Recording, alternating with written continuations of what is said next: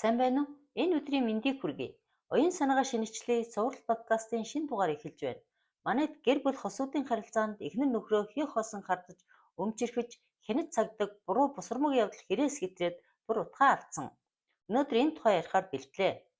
Энэ төрлийн хий хардалтыг учир шалтгаан, учир зүйдэн суурилан, задлан шинжилнэ. Энэ явдлын цаадах учрыг ер нь бол хий хардалтын цаана олон янзын шалтгаан учир оршиж байдаг. За тэгэхээр энд хий хардах сэтгцийн эмгэг, хий хардах эмгэг хардталтын донг ярихгүй харин оюун санаа, оюун ухаан, зүрх сэтгэлийн хоосрол, үнэт зүйлс, мэдээлэл, ойлголтын дутагдал, сэтгэлгээний доройлоос үүдэлтэй хий хардталтын хэлбэрүүдийг ярина. За учир нь манай улсад энэ шалтгаантай хий хардтал нийтлэг үзэгдэл болсон. За хосоо сургуулийнхаа түүхтэй баярыг зорж ирсэн. 10 жилд нэг удаа тохиох баяр учир нэг ангийнхан багын найзууд цуглан удаан уулзаагүй бүр сургууль төгснөөс хойш уулзаагүй найзууд зорж ирнэ.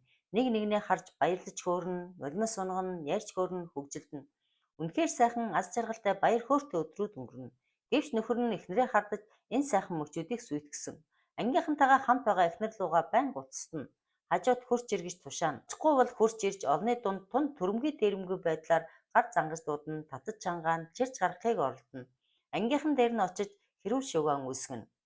Нөхөр баярын хэдэн өдрийг ийм байдлаар өнгөрөөсөн.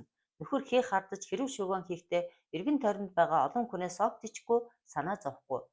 Эхнэр бол нөхрөө хуурч бэхэлдэггүй, архитар суудаггүй, боловсралтай эмэгтэй. За тэгэхээр энэ бол одоо хий хардаж өмчгсөн хяналт юм. Одоо би ингээд задлаж харуулъя. Манай чи бол миний өмч гэж эхнэр нөхөртөө хэлдэг ингэж боддог хүн байхгүй. Харин хандлагаараа өөрийн өмч гэдгийг илэрхийлдэг. За тэгэхээр эрэгтэй эхнэрээ хорь цагдаж хүсэл сонирхлыг нь хорж хязгаарлаж эрхчлөөг нь боомлжээ. Энэ бол минийх гэсэн өмчтгөлөөс үүдэлтэй хяналт. Мөн бас заавал дийлэх гэсэн хүсэл, эзэрхүү дээрэмгүй байдал, цаг үргэлжийн цагдалд эрхшээх хүсэл илэрхий харагдаж байна. Энэ бол хүчирхийллийн санаа сэтэл. Эхнэрээ хаана байх, хэнтэй уулзах, хаашаа явахыг нь мэдэх гэж оролдож байна. Энэ оролдлого би түүний эзэн гэсэн санааг илэрхийлжээ.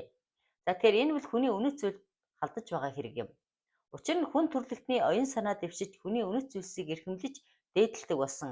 Хүний эрх, үзэл бодол, үзэл санаа, хүсэл сонирхол, эрх ашиг, итгэл үнэмшил, хараат бус бие даасан байдал бол хүний үнэт зүйлс юм. Талаас нь харвал хүний үнэт зүйлд халдах, үнэт зүйлсийг нь хянах, хориглох гэдэг эхнэр нөхрөө хүн биш өөрийн эд зүйлтэй адилхан үзэж байгаа хэрэг юм. Тухайлбал эхнэр нөхрөө үргэлжид цагдаж хянана гэдэг, эрхчлөөг нь хорно гэдэг, хүсэл сонирхлыг нь боомлно гэдэг хүний хүн гэж тооцохгүй нь өөрийн өмчийг хандлаа гэсэн үг. Хяналтаас үүдэлтэй өмчирхэлбэл хяналт цагдалт бие даасан байдлыг үгүй хийж эрхчлөөгөө болгож өөрөөс хараат байлгах хүслэх хүчирхийллийн санаа сэтэл юм. Хүмүүс хань ижлийн өмчрөх тусмаа хяналтанд чангардаг, өөрийн бүрэн иргэшээлд авах гэж оролдог, бүх зүйлээр өөрөөс хараат нэгэн болгох гэж зүтгэдэг. Нөхөр яагаад ингэж хардаад байсан бэ гэдэг одоо тэр бүх учрыг хий хардаад байгаагийн шалтгааныг нь ярина. За гэхдээ нөхрийн үйлдэлээс өөрийнх нь хий хардаад байгаагийн шалтгаан тодорхой болно. Учир нь хүний үг яриа, уйлдлах хандлага гэдэг эзнийхээ тухай бусад хүмүүс тусгам харуулж мэдээлж байдаг зүй тогтолтой юм. За тэгэхээр тэрхүү мэдээллийг уншвал нөхрийн үйлдэл октын хэрэггүй, хий дэмий, ач холбогдолгүй, утгагүй зүйл хийж уйлдэх үе юм байна гэж гарч ирж байна. Учир нь энэ бол жил бүр биш 10 жилд нэг удаа тохиох баяр. Тэгэхээр үнэхэрийн утга учиртай, үн цэнтэй сайхан баяр. Ийм сайхан баярыг зорж ирсэн юм чинь үнэхэрийн сайхан баярлах учиртай байв. Гэтэл эрэгтэй хий хардаж хэрүүлхээсээр эхнэрээ ангийнхантайгаа, багын найзуудтайгаа сайхан баярлах, ярьж хөрөх, хөгжилдөх боломж олгоогүй. За бас эхнэрийнхээ араас хөөцөлдсөөр хий хардсаар хэрүүлхээсээр өөрөө ч бас ангийнхан найзуудтайгаа баярлж чадаагүй. Ангийнхантайгаа хөдөө явалгүй үлдэж хоцроод эхнэрийнхээ араас хөөцөлдөж хэрүүл шугаан хийсээр байсан. Баярлах гэж зорж очиод баярлах биш хэрүүл шугаан гэдэг бол энэ бол баярын өдрүүдэд үнэхэрийн хэрэггүй хий дэмий утгагүй үйлдэл байлаа. Тэгэхээр ер нь утгагүй зүйл хийх гэдэг бол оюун санааны хоосорлол, тэмдэглэлийн шинж байдаг. За тэгэхээр монголчууд бид нийтээрээ оюун санааны хоосрол гүн гүнзгий нэрвэгдсэн. Үүний уршигаар бид амьдралд октын хэрэггүй хий дэмий, илий балай, утгагүй зүйл ярьдаг, хийдэг болсон. Тэгэхээр энэ бол одоо илэрч, балайрч, дэмэрч, тэнэглэж буй үйлдэл юм. Ийм хүмүүс бүхэл зүйлийг утгагүй болгодог, дотоод талаас нь самардаг, юу ч биш болгож сүйтгэдэг. Нөхөр бол тэдний нэгэн юм байна. За дараагийнх нь нөхрийн үйлдэлээс эхнэрээ намайг хаяад явах вэ гэсэн айдас, би ганцаараа өвдөж зовох вэ, хэцүүдэх вэ, хохирох вэ гэсэн айдас, атгах хар санаа амиа хичээсэн бэртгцэн зан харагдаж байна. Тэр хаягдахгүй тулд, алдахгүй тулд эхнэрээ хянаж цагдаж, өөрийн иргэшээлд авах гэж оролдож байна. Ер нь бол зарим хүн эхнэр нөхрөө орхиод явах вэ гэж байхдаа янз бүрийн аргаар айлгаж, айхтар хянаж цагддаг. Ийм байдлаар өөрөөс хараат байдалд оруулах гэж хичээдэг. За тэгэхээр ер нь бол айдас хэтрүүл хүчирхийлэл болдог жамтай. Тэгэхээр айдас гэдэг зүйл бол одоо барьж, хянаж, хязгаарлаж удирдах хүчиртэй зүйл юм. Дараагийнх нь нөхөр бол хардах учиртай ба хардах учиргүй тохиолдлыг хооронд нь ялгаж зааглаж харах, ойлгох оюуны чадваргүй хүн юм байна. Уул нь бол хардах шалтгаан хэрэгтэй. За хуурч мэхэлсэн, араар тавьсан, хэн нэгэнтэй янаг амгийн харилцаа үүсгэсэн энэ мэт шалтгаан байх ёстой. Гэтэл эхнэр өдөржин ангийн найзуудтайгаа баярын үйл ажиллагаанд оролцож завгүй байна. Харин өдөш орой нөхөртөөгөө хамт байна. Тэгэхээр эхнэрт хардах шалтгаан үнэндээ байхгүй. Гэвч нөхөр нь үүнийг ойлгох, ухаарах оюуны чадваргүй байна. Тэгэхээр энэ бол оюуны хоосрлын бас нэг шинж юм аа. За өөр нэг шалтгаан бол нөхөрт эхнэртээ итгэх итгэл алга. Эхнэр нь хуурч мэхэлснээс болоод нөхрийн итгэл унтарсан явдал биш юм. Зэн бол хуурч мэхэлдэггүй эхнэртээ итгэх учиртай байлаа. Гэтэл эсэргээр хардна гэдэг итгэх учиртай гэдгийг мэддэггүй, ойлгохгүй байгаагийн шинж. Нөхөр бол эхнэртээ итгэх ба итгэхгүй энэ хоёр тохиолдлын хооронд нь ялгаж, зааглаж харах, ойлгох оюун ухааны чадваргүй хүн юм байна. Энэ мөн л оюуны хоосрлын нэг шинж юм. За тэгвэл зарим үйлдэл нь нөхрийг бүр өргөдөн мөчөөхөн харагдуулж байна. Эхнэрээ минийх гэж өмчирхнэ гэдэг эрэгтэй хүнээс харамсных юм. Гэтэл тэнд эхнэрийг нь эргүүлсэн, сэтгэнсэн эрэгтэй алга. Тэгэхээр эрэгтэй хүнээс биш хий хоосон. Энэ бол өрөвдөлтөөс гадна нөгөө л хий дэмий утгагүй илий балаа үйлдэл.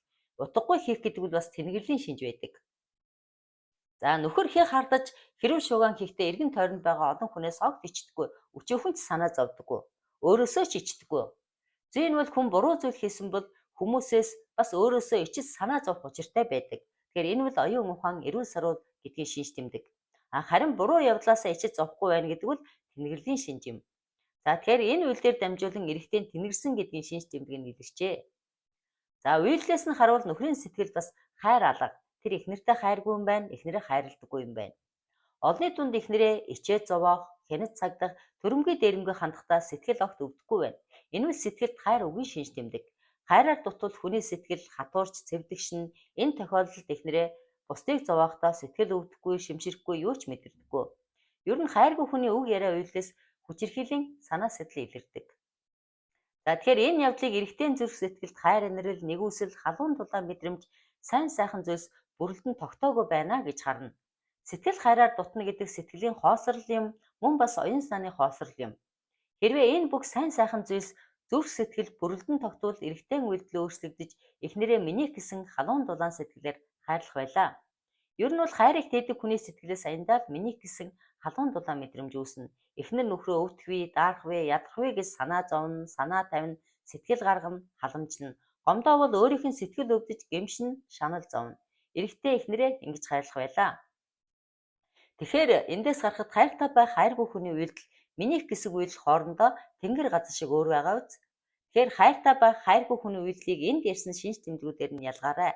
Хайртай бол хартай гэдэг үгэнд чамд хайртай учир хардаж байна гэдэг энэ үгэнд битгий итгээрэй.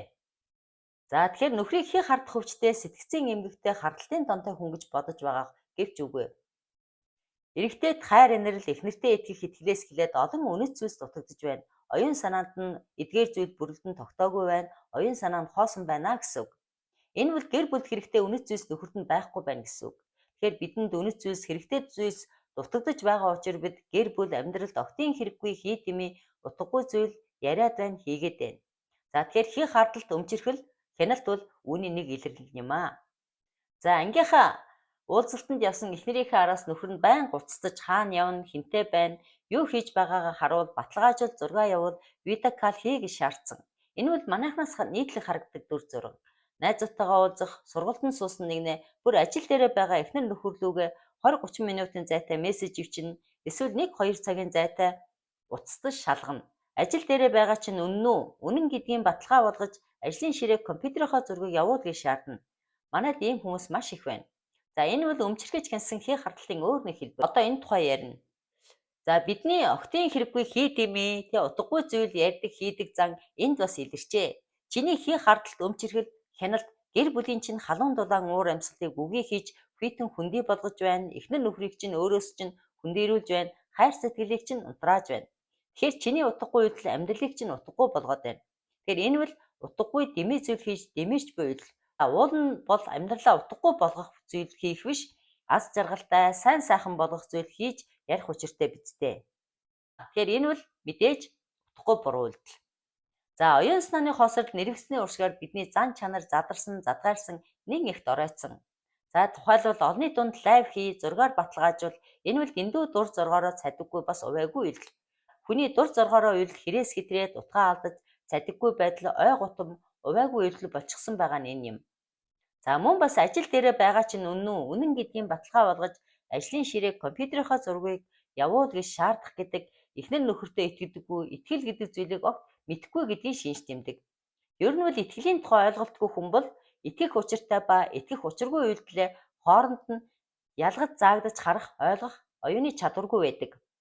За мөн бас хүнд итгэл дутвал ингэж хийх хардаж, гүжигдэж гүтгэдэг.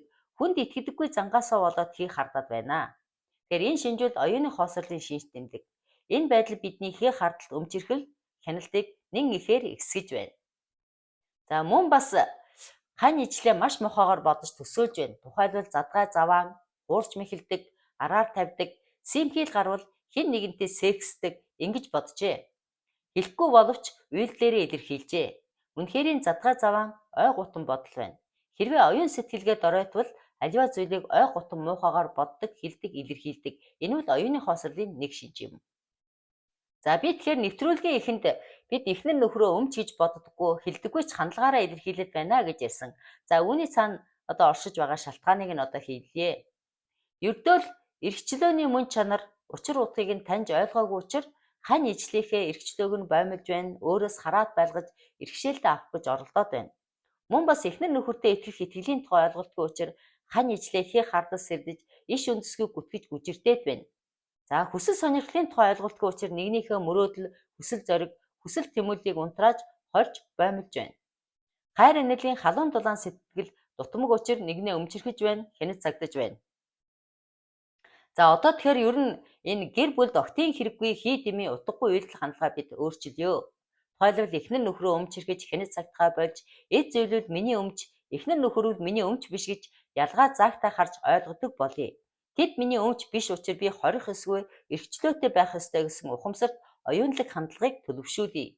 Хүсэл сонирхлыг нь дэмжиж найз нөхдөйгөө уулз ярилц хамт олонтой бай, аял зугаал гэж эрхчлөө олгож бай. Эхнэр нөхрөө миний сэтгэлийг дүүргэдэг, миний хайр, амьдралыг хамт дуулах, өвдөж зовход халамжлах, төшиг дулгуур гэж халуун дулаан сэтгэлээр хардаг, ханддаг болъё. За ер нь эцэст нь хэлэхэд хий хардалт өөрөөс чинь шалтгаантай учраас чи л өөрийн хардах сэтгэлээ барина, хорин, хянана, хязгаарлаж чадна. Чиний өмнөөс өөр хэн ч үнийг хийж чадахгүй. За тэгэхээр энд хүрээд энэ подкаст дуусаж байна. Хэрвээ энэ подкаст танд таалагдсан бол лайк дараарай, шеэр хийгээрэй. Бас миний YouTube сувгийг дагаарай. Дараагийн дугаар уулзъя. Баяртай.